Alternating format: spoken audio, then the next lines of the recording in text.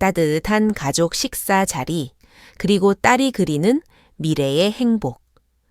여러분은 이 평범한 풍경 뒤에 20년 동안 묻혀있던 거대한 사기극이 숨겨져 있을 것이라고 상상이나 하실 수 있을까요?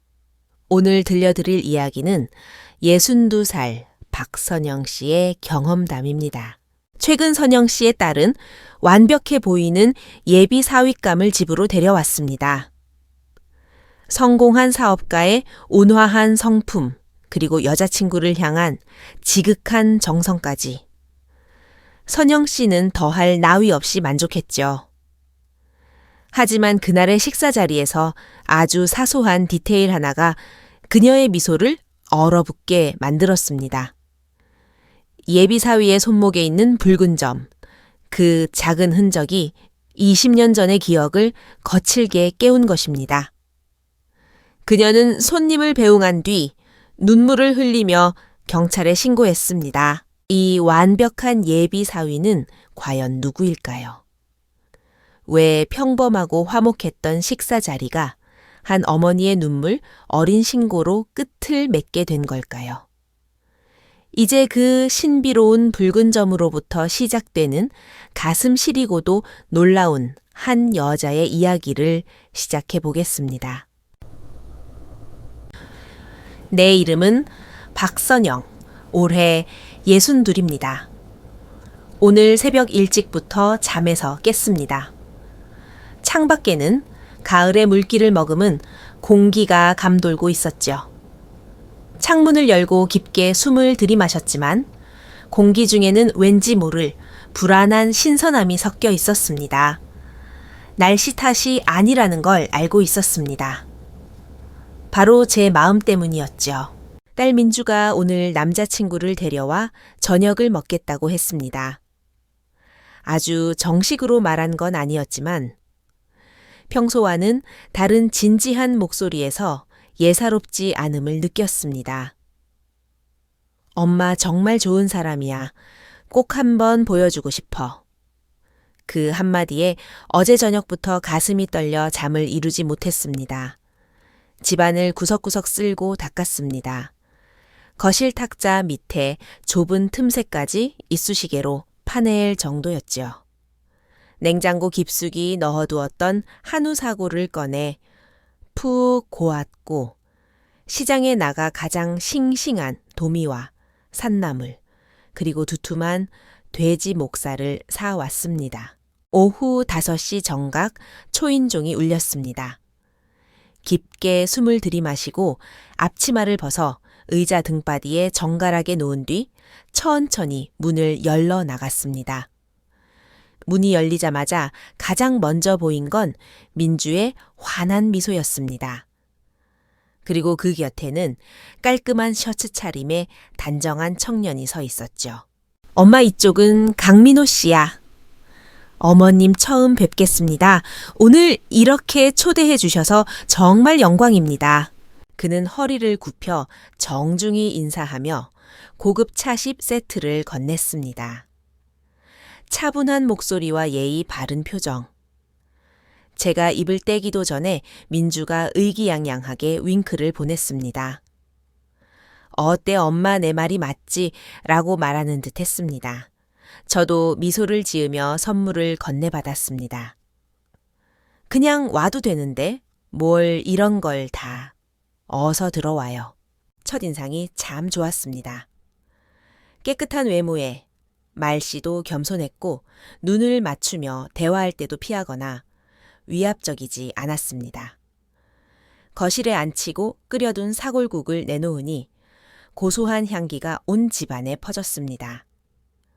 민주는 우리 엄마 전매 특허 국물이야 내가 올 때마다 마시는 거야 라며 웃었고 민호 씨도 고개를 끄덕이며 어머님 솜씨가 정말 대단하시네요. 향기만 맡아도 배가 고파집니다. 라고 화답했습니다. 식사 내내 그는 민주를 세심하게 챙겼습니다. 민주가 못 먹는 고수를 묵묵히 걷어내주고 수시로 반찬을 집어주며 배려하는 모습이 눈에 띄었습니다. 우리는 즐겁게 대화를 나눴습니다. 그는 어릴 적 캐나다에서 어머니와 함께 자랐다고 했습니다. 한국말은 유창했지만 한국의 풍습은 아직 서툰 부분도 있다고 했지요. 아버지는 무역업을 하시는 사업가인데 워낙 바쁘셔서 자주 뵙지는 못한다고 덧붙였습니다. 그를 바라보는 딸의 눈에 가득한 사랑과 신뢰를 보며 제 마음속에 남아있던 마지막 근심마저 사라지는 듯했습니다. 식사가 끝난 후 민주와 민호 씨는 서로 그릇을 치우겠다고 나섰습니다. 제가 만류해도 고집을 꺾지 않아 결국 두 사람이 부엌에서 웃음꽃을 피우며 뒷정리를 하게 두었습니다.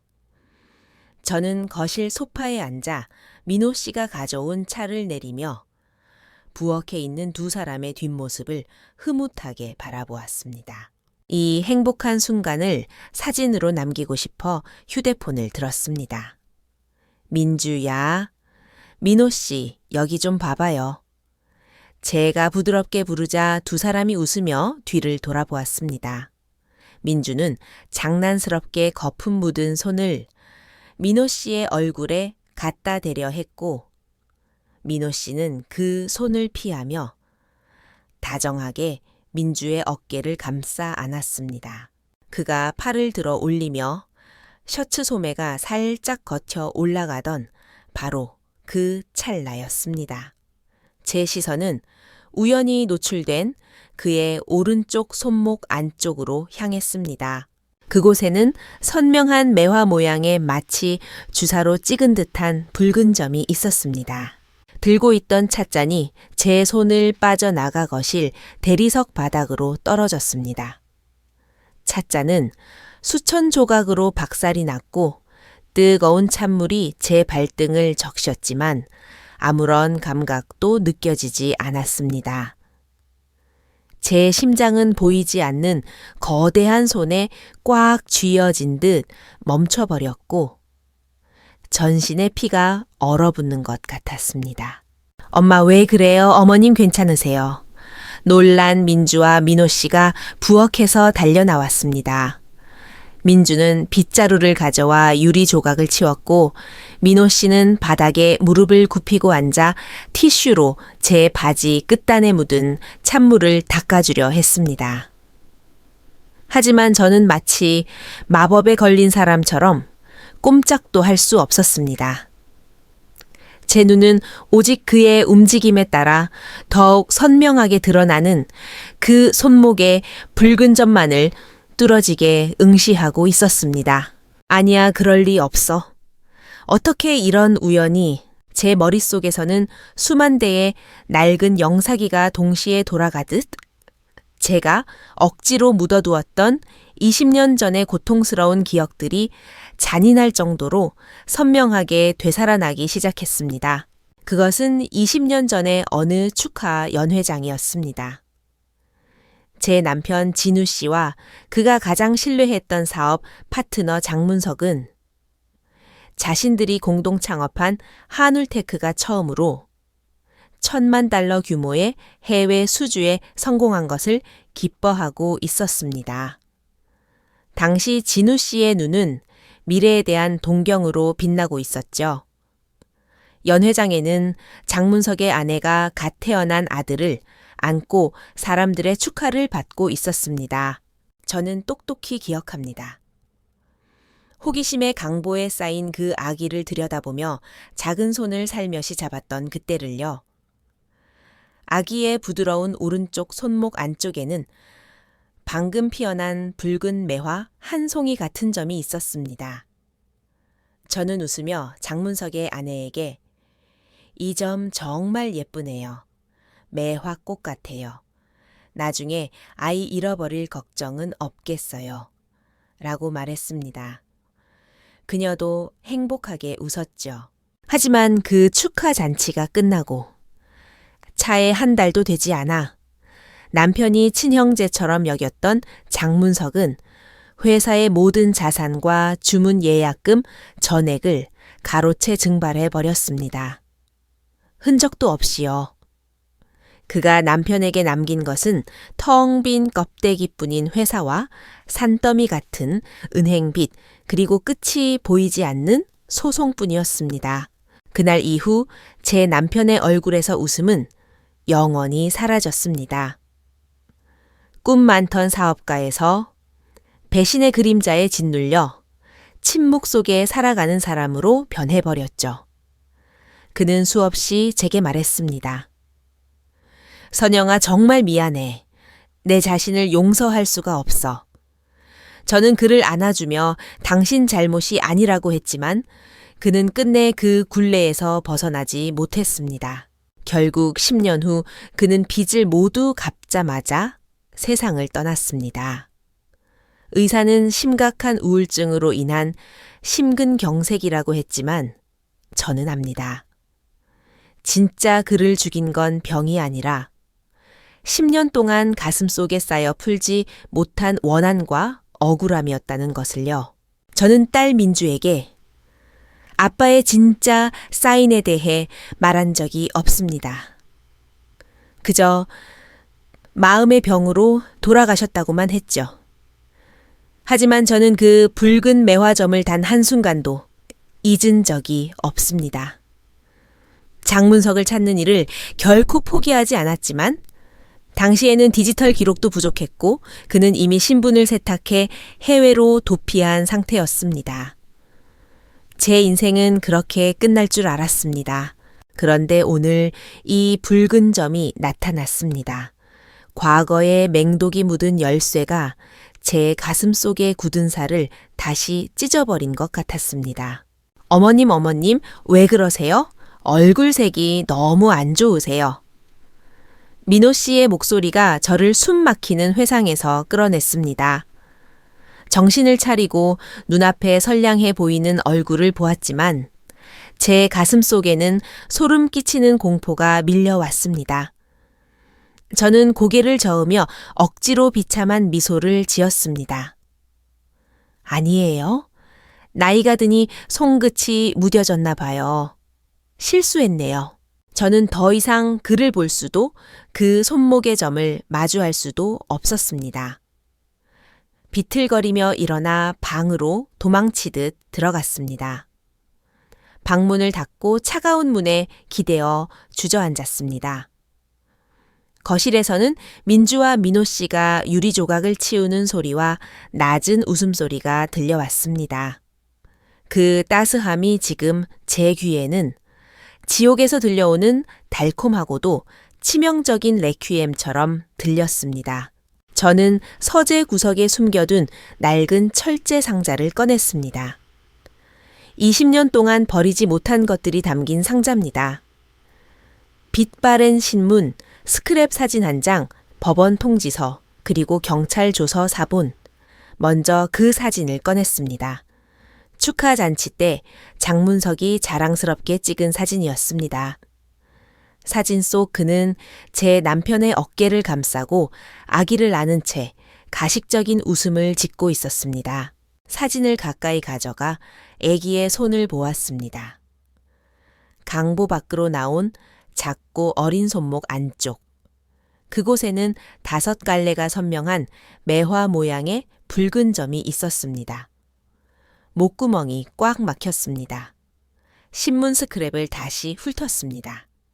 한울테크 자금 횡령 사건 주범 장문석 해외 도피. 꿈이 아니었습니다. 컴퓨터를 켜고 강민호라는 이름을 검색했습니다. 링크드인 프로필에는 평범한 배경이 적혀 있었습니다. 캐나다 대학 졸업, AI 개발 경력, 현재 한국 IT 기업 재직. 너무나 정상적이어서 더 무서웠습니다. 그는 자기 아버지가 누구인지 알까요? 그 집의 돈이 어디서 왔는지 알까요? 제 남편의 죽음을 알까요? 만약 알고도 접근한 거라면, 아니면 모른 채 사랑에 빠진 거라면 홀로 민주를 키워오며 이제야 겨우 평온을 찾았다고 생각했는데 딸이 원수의 아들과 사랑에 빠지다니. 이보다 더 잔인한 운명의 장난이 어디 있을까요? 하지만 저는 가만히 있을 수 없었습니다. 30분쯤 지나 감정을 추스르고 방 밖으로 나갔습니다. 거실은 깨끗이 치워져 있었습니다. 민주는 과일을 깎고 있었고 민호 씨는 새 차를 내리고 있었습니다. 엄마 괜찮아. 의사라도 부를까? 걱정하는 딸에게 최대한 자연스럽게 웃어 보였습니다. 소파에 앉아 그가 건네주는 차를 마시며 넌지시 물었습니다. 민호 씨, 어릴 때 계속 캐나다에서 자랐다고 했죠. 겨울에 많이 추웠겠어요. 그는 웃으며 대답했습니다. 네, 2살 때 어머니랑 건너가서 거의 거기서만 살았어요. 어머니, 혼자 키우느라 힘드셨겠네. 그런데 아버지는 무슨 일을 하시기에 그렇게 바쁘셨어요. 민호 씨가 잠시 멈칫하더니 말했습니다. 저희 집 사정이 조금 복잡해요. 전 외가 쪽 어른들과 주로 살아서 아버지에 대해서는 잘 모릅니다. 무역을 하셨다는 것밖에는요. 심장이 내려앉았지만 표정을 관리했습니다. 그럼 민호 씨는 어머니 성을 따랐나요? 네, 어머니가 강 씨 성이셔서 어릴 때부터 그렇게 살았습니다.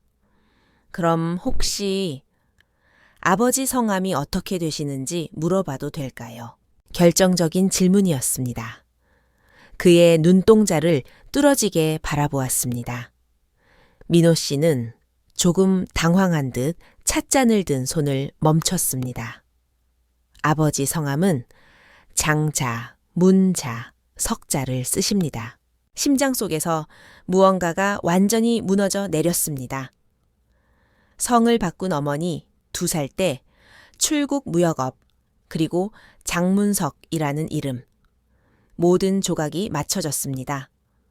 마음은 시베리아 벌판처럼 차가워졌지만 겉으로는 웃었습니다.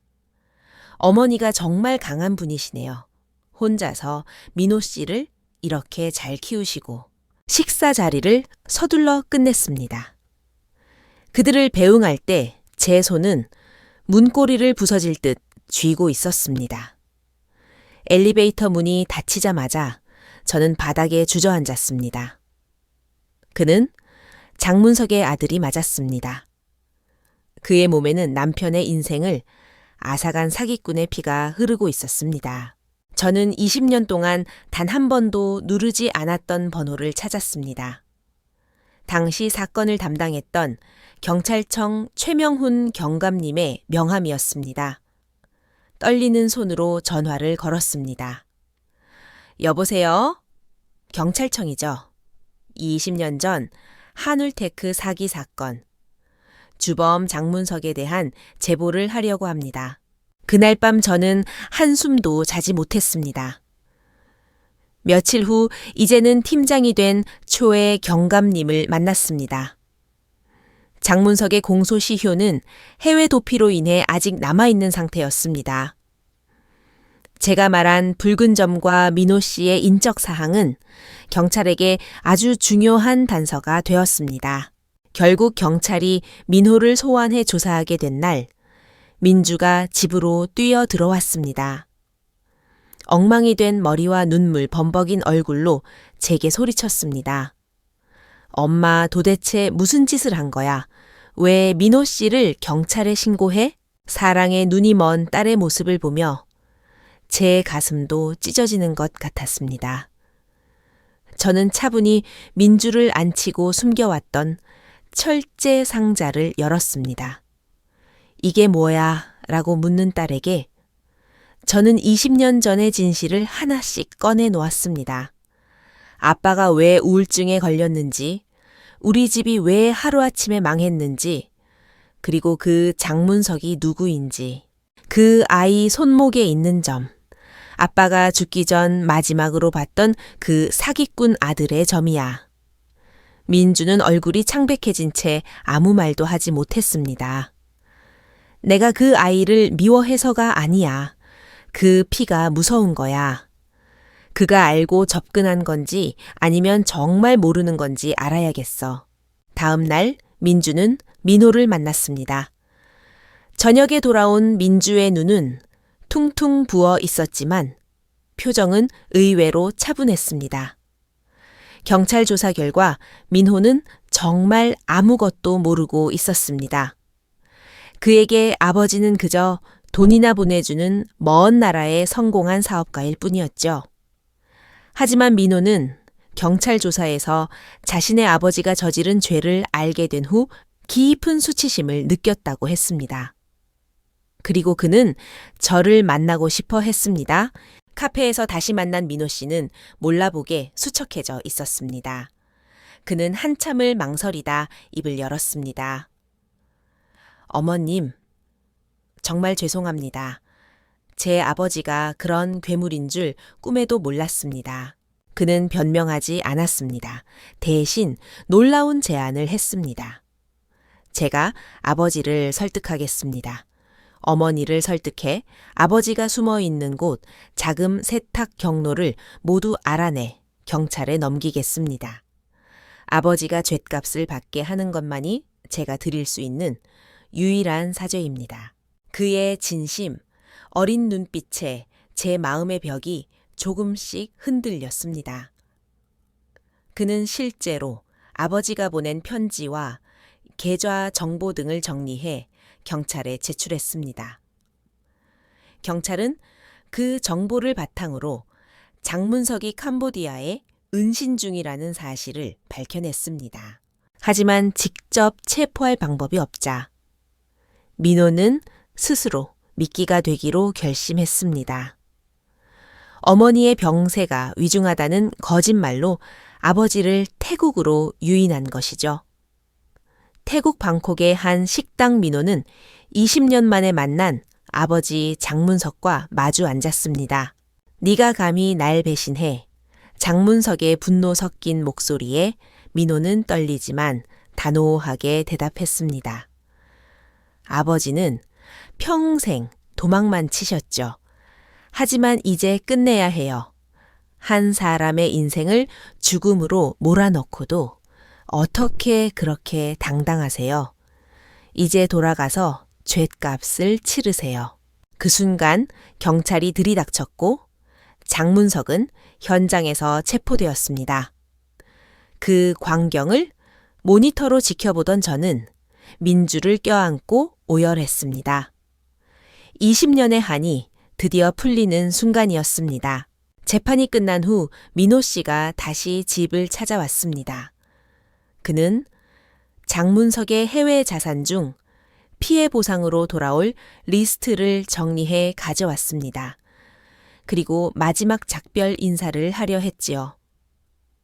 어머님, 제가 감히 민주를 계속 만날 자격이 없다는 걸 압니다.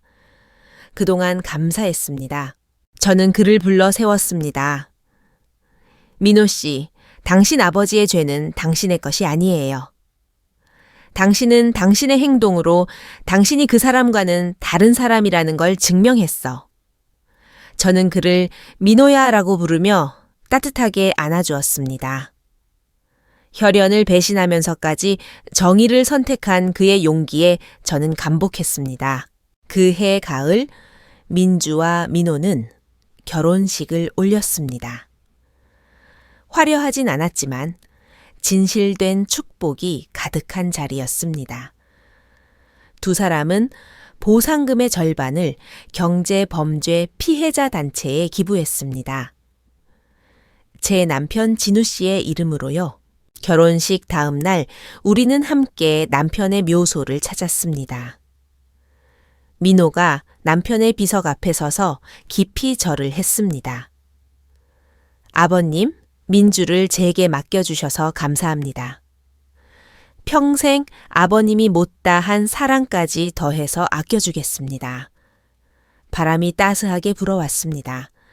남편도 웃으며 대답하는 것 같았습니다. 63세가 된 지금 저는 이제야 비로소 악몽 없는 깊은 잠을 잡니다. 붉은 매화점은 더 이상 공포의 표식이 아니라 우리 가족을 진실과 화해로 인도한 운명의 이정표가 되었습니다. 여러분의 생각은 어떠신가요? 아버지의 죄를 직접 고발한 민호 씨의 선택이 정당하다고 생각하시나요? 아니면 천륜을 어긴 배신일까요? 부모 세대의 원한이 다음 세대까지 이어져야 하는지에 대해 여러분의 소중한 의견을 들려주세요.